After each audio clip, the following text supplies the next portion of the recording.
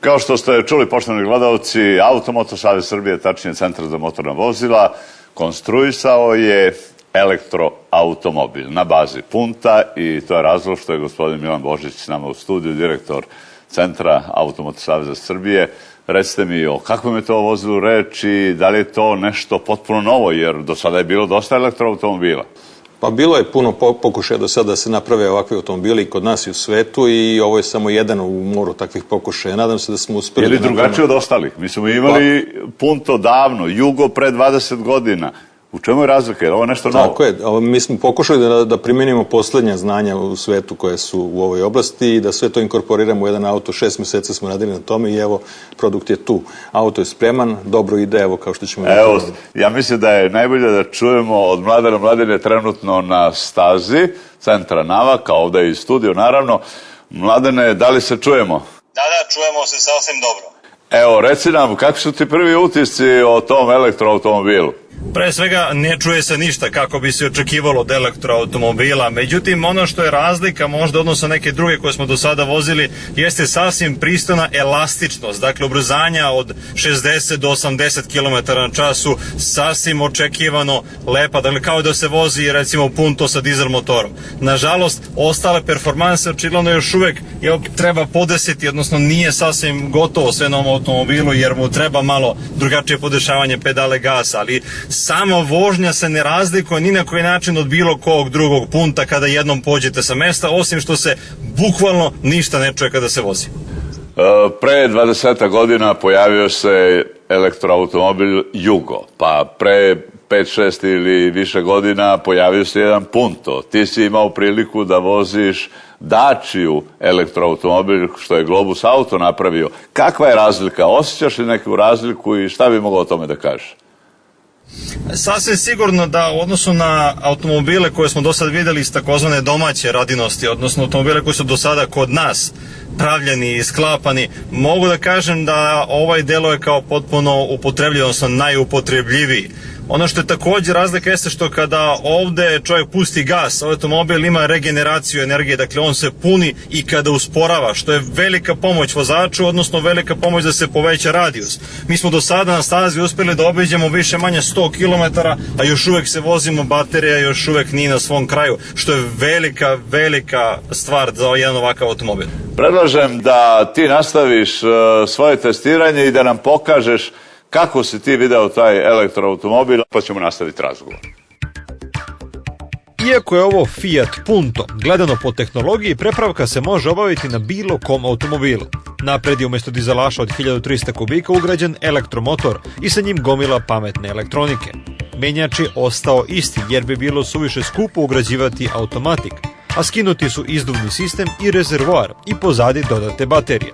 Ukupno gledano, automobil je za svega 20 kg teži od dizelaša, mada je sada mnogo veći deo mase sa prednje prešao na zadnju osovinu. Nažalost, ovaj primjerak je još u fazi razvoja, pa nedostaje mnogo toga. Recimo, sedišta pozadi ili, što je mnogo važnije, instrumenti koji se bave električnom energijom i radijusom kretanja. Kako kažu, bit će uskoro, jer finalna podešavanje i opremanje tek predstoje.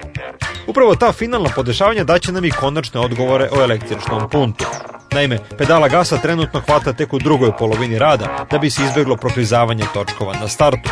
Dobar razlog za to je činjenica da elektromotor odmah daje punu vrednost obrtnog momenta, u ovom slučaju oko 140 Nm, umjesto da ga razvija postepeno. Zato ne morate da krećete iz prve, već iz druge brzine, a treća vam je dovoljna za sve što ste ikad hteli. Pritom snaga od 40 kW je samo trenutna, budući da motor može mnogo više i da je tokom razvoja sve smanjeno zarad bezbednosti. Zato i performanse shvatamo kao privremeni. Preticanje od 60 do 80 nije loše, između 7 i 8 sekundi. Ubrzanje do 60 je oko 11 sekundi, što je za gradske uslove pristojno, dok do 100 stiže za čitavu večnost, čak 30 sekundi. Mada, za razliku od ostalih elektroautomobila koje smo vozili u centru Navak, ovaj Punto ide i preko 120 km na čas. Osim što je jedini zvuk slabašno zujenje elektromotora, drugih razlika u vožnji nema. Zašto bi bilo kada je masa skoro ista, a težište jednako nisko, jer tamo gdje bi inače bilo 30-40 litara goriva, sada su baterije. Jedino ostaje pitanje pravog radijusa kretanja. Zahvaljujući elektronici koja omogućava da se baterije dopunjavaju okretanjem točkova pri svakom kočenju, možete da pređete uveliko preko 100 km, ali bez uključene klime ili radija ili nečeg trećeg. Kada znate da za jedno punjenje treba čak 6 do 7 sati, to je veoma važna informacija. Da li će ovaj automobil ikada stići do serijske proizvodnje, ne znamo, ali ono što smo videli potvrđuje da kada bi neko želeo i dozvolio, od sutra može da počne prepravka praktično svih automobila sa benzinskog ili dizel na elektropogon.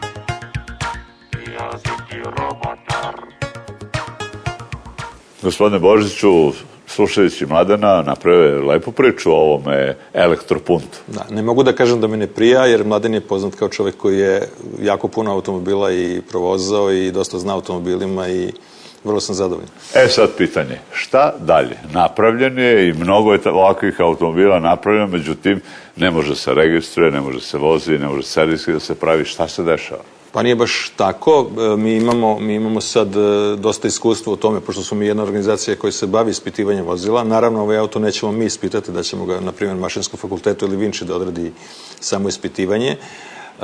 Odradit ćemo i, naravno, celu proceduru koja je predviđena pravilnikom o ispitivanju vozila, odnosno zakonom o bezbednosti saobraćaja. Agencija za bezbednost saobraćaja je nadležna za ovakve slučajeve, za sve adaptacije i prerade vozila. I ja se nadam da ćemo vrlo uskoro dobiti i sve papire i da ćemo legalno registrovati ovaj auto. Ali jedna stvar stoji. Fiat mora da da saglasnost da se ovakva prepravka može napraviti na njegovom automobilu i to je ono što traži agencija. Jeste to obezbedili? Jesmo i to će biti jedan deo dokumentacije, naravno, pri čemu mi nećemo odstupiti od onoga što nećemo ružiti izgled Fijata. Naravno i Fijat mora biti zadovoljan ovim što mi radimo. I hoće li moći da se ovakav automobil registruje? Da. Kada?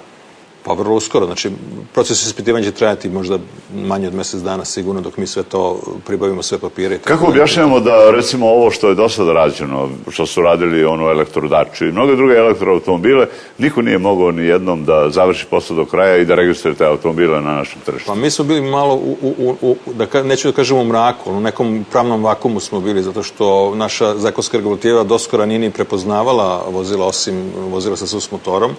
To se novim zakonom, važećim zakonom o bezbednosti saobraćaja izmenilo i važećim pravilnicima koji su nakon toga doneti. Smatram da sad ne postoje nikakve pravne i zakonske prepreke da se rade ovakve stvari. To znači svi oni koji su dosta to radili, evo imaju šansu da se priključe tom vozu i da i oni registruju, odnosno ozvaniče svoje elektroautomobile. Sad, ono što jeste suština, koliko ovakav automobil može da košta? Pa ja ću vam reći da ovaj automobil, mi smo 6 mjeseci rada uložili u njega, znači prilike nešto posle nove godine smo... Dobro, ovaj prototip, on je skup, tako, on jeste ali kad bi ga pravili za tržište, koliko može da košta? Ali on, iako je prototip, iako je skup, nije nas košta više od 20.000 €. Prema tome, nije to preterano skupo za prototip. Što znači, ako bi se više pravilo, to bi moglo da bude znatno niže, je li tako? Najskuplji deo u ovom automobilu je praktično baterijski sistem koji je ugrađen, on košta preko 7.000 € za ovaj auto. Međutim, vi više ne plaćate gorivo. Vas po kilometru, na recimo... Plaćam struju. Tako je, ali na 150 km koliko jedno punjenje smatramo da će da traje, troškovi su manji od 2 €. Dobro, kod svakog usporavanja, kočenja, malo se dopunjava struje, tako da štedi i tu. Troškovi će biti ispod 200 dinara za tih 150 km, što je drastično, to je 10 do 20 puta manje od potrošnje ako koristite benzin ili dizel. Pa šta drugo reći nego čestitamo na ovom prototipu, na onome što ste uradili, ali se nadamo da ćete čitavu proceduru do kraja sprovesti kako treba i da će ovo što ste rekli oko registracije i zvaničnog rada na ozvaničavanju ovog proizvoda na tržištu završiti uspešno i da ćemo uskoro biti u prilici da zaista vozimo ovakve elektroautomobile ekonomičnije, ekološki čistije i kada to sve čovek sabere, mislim da to može biti dobitna kombinacija za sve. Tako je. Samo da dodam, ako jedno punjenje, jedan ovih set baterija traje najmanje 7 godina, kako smo mi predvidjeli u ovom projektu, za taj rok i ako prelazite ovakvu neku kilometražu, taj auto može da zaradi još 2, samo na potrošnji goriva. Mi se nadamo da ćete u svemu uspeti. Verujemo da je ovaj projekat konačno zaživeo na pravi način i da će konačno elektroautomobili biti i u Srbiji. Gospodine Božiću, hvala vam na ovom razgovoru i očekujemo da vidimo konačnu verziju kad je potpuno sklopite, sredite, registrujete ponovo na testu u navaku, pa ćemo onda čuti Mladena šta o tom automobilu kaže. Važi? Treba da bude još bolje nego što je sad, nadam se. Nadamo se. Hvala vam puno.